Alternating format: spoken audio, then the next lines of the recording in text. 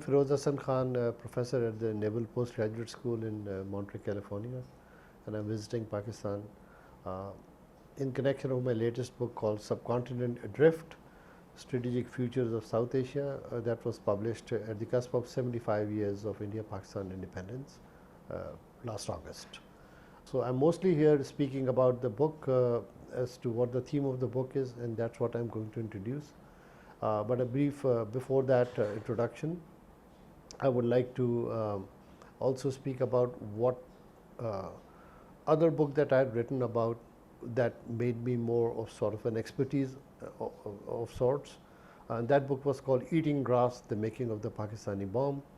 That was published just 10 years ago in 2012 by Stanford University Press. Eating Grass, The Making of the Pakistani Bomb was somewhat a unique book published in the Western press at the time when it was of great interest in the world about the Pakistan nuclear program that was not widely known beyond the AQ Khan proliferation network. And the fundamental idea of that book was that Pakistan has a story to tell as to why they went nuclear and what was the motivation of the state that was so resiliently and so doggedly pursuing nuclear weapons.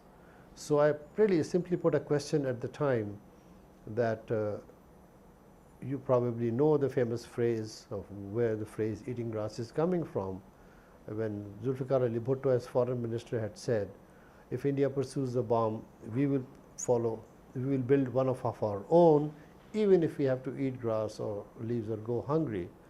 And therefore, I put that as a central theme as to what is it about the bomb or nuclear weapons that you are prepared to make your people eat grass. Why is it that important? And then I answered this very question in about 400 pages. And I would still say that that book is very important, not because other books are not, and maybe many other books will be coming even better than that. But it is important because it tells the story of those people who were involved in the program and decision making at various periods of time, and it is their story. And many of them do not live anymore, so therefore it is a timely book from that perspective because of the primary source of that book. Voice of the scientists, voice of the politicians, voice of the bureaucrats and decision makers in the matrix of time. But that book was 10 years ago. You may be interested why Subcontinent Adrift have come about. In fact, this book began earlier than my previous book, in the beginning of 2001, before September 11, 9/11 happened, and I was in the US in a post-military life at that stage. After India-Pakistan conducted the nuclear test, there were two main streams of thoughts that emerged. And both streams of thought emerged, one on a positive stream and one on sort of a negative stream. And the positive stream of thought was actually emanating, you might call, where the spring came from the Lahore Agreement between Pakistan and India in 1999, Vajpayee and Nawaz Sharif, the famous Lahore Agreement. That gave a forlorn hope that after all, nuclear weapons will bring about some kind of a peace and detente, and India, Pakistan are rational actors. They'll eventually move to the pathway of modus vivendi and maybe conflict resolution eventually. And the previous period of crises and wars are probably over.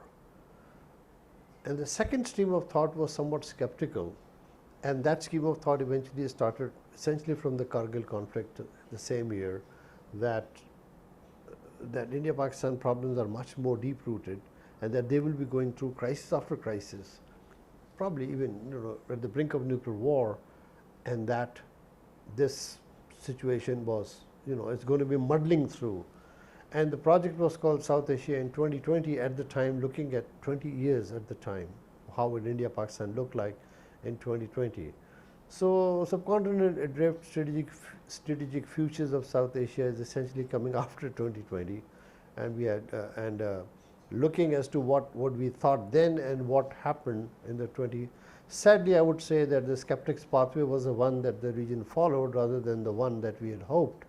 I was the one that was more on the cautiously optimistic future at the time because of Lahore and other issues which I contributed humbly a little bit in that process because of my previous assignment in SPD and Pakistan Army. But actually eventually other crises that have happened which you are well familiar with. So, but more importantly, not just that pathway, because there is a reason, there is an ecosystem that causes the crisis, and obviously in the book I describe all of them. What are the causes? What are the structures? What are the reasons for failures of peace processes? Everything is in the book. But to me, significantly, I picked up this book, writing this book, which started before Eating Grass, but I paused it, especially when there was a significant change in Indian domestic politics with the rise of the Modi regime in 2015. And that I said, this is something very different, because this is likely to change the character and personality of India, which is the subcontinent, as a matter of fact, majority of it. So it's easy to define Pakistani insecurities, easy to define Pakistani reactions, and easy to define why Pakistan would not have a sort of a grand strategy, but what is it about India that matters to the world and what matters to the region? So this book is more focused on how India drives the subcontinent, in which direction. And Pakistan cannot be the driver, because Pakistan is the reactor force. And in short, this book was sort of dedicated to one of the doyens of South Asia called Stephen Cohen. I've dedicated the books to him in many ways, because it was his idea who asked me to write when I was a Brookings Fellow. Steve Cohen was part of that project that I just mentioned, but he sort of encouraged me to write in a broad picture as to what the region would be, and our discussion was that how do you think the South India-Pakistan conundrum could be resolved now with nuclear weapons in the mix? And I'm sure you all understand that nuclear weapons, that was the two worries, the two streams that I mentioned already. So essentially, the idea was that, no matter what the Pakistani might think, India is the primacy. The primacy of India is just the world sees it that way. India's rise is ordained. And so every stratagem that Pakistan uses to prevent that from happening, Pakistan is likely to fail. Now, that's the prevalent idea. So therefore, Pakistan has to accept in some shape and form that this has to be there. But that doesn't end here. India has to also accept that it is not going to get a sort of a Pakistan which is subservient, a satellite state, or a West Bangladesh of sorts. So unless you square these two things together, what looks like a most logical answer, the South Asian conundrum is not likely to change. Because I was busy writing Eating Grass, Professor Steve Cohen himself wrote his book called Shooting for the Century. I would strongly urge people to read that book, because this is sort of a parallel to that. So essentially, I looked at it very slightly differently, because I started later when the Shooting for Century came, and I looked into as to what are the causes of India-Pakistan.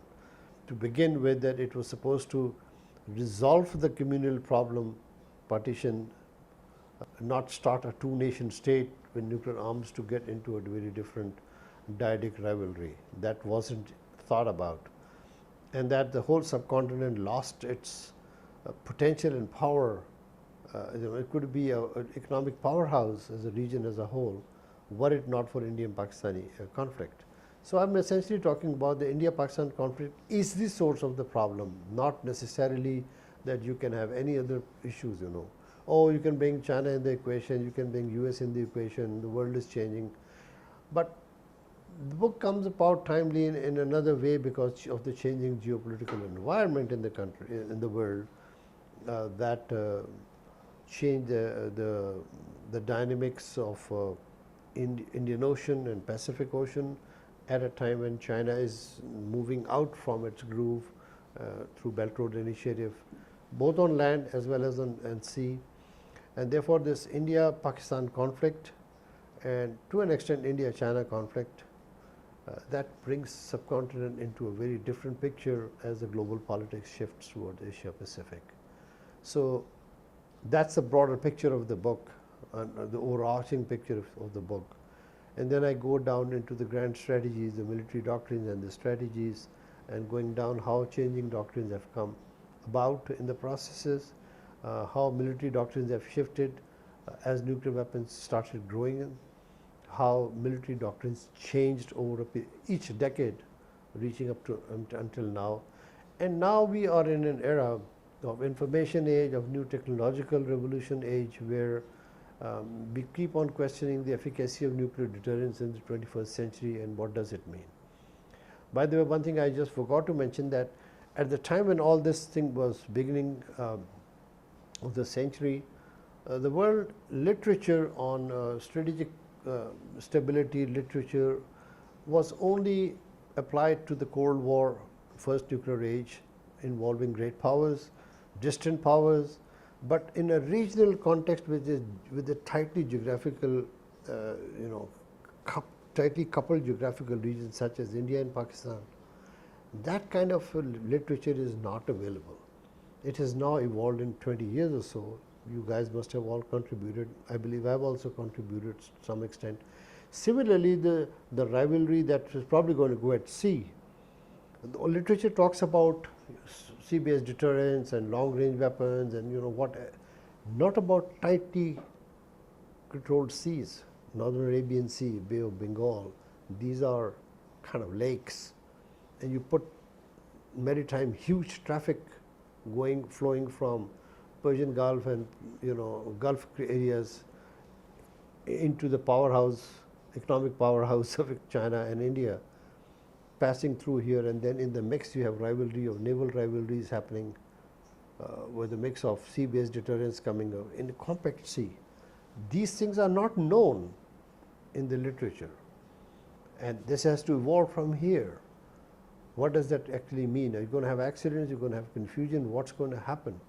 I'm not saying that we have answers to that, but you can see the direction in which the studies of security studies challenges are, not just in the event of understanding the complexity of the regional security issues, but also understanding how the doctrinal shifts are happening or not happening, and then how the acquisition of new technologies with precision guided munitions, space, UAVs, cyber, all these things that you talk about, maybe autonomous bodies and autonomous weapon systems, artificial intelligence, and go on and on. We just don't know as of now what this all means for future crisis, for stability and other issues. So I try to address in a periphery, don't have answers to all those questions, but I think Subcontinent Adrift will probably give you a little bit of taste of all these things that I've discussed here.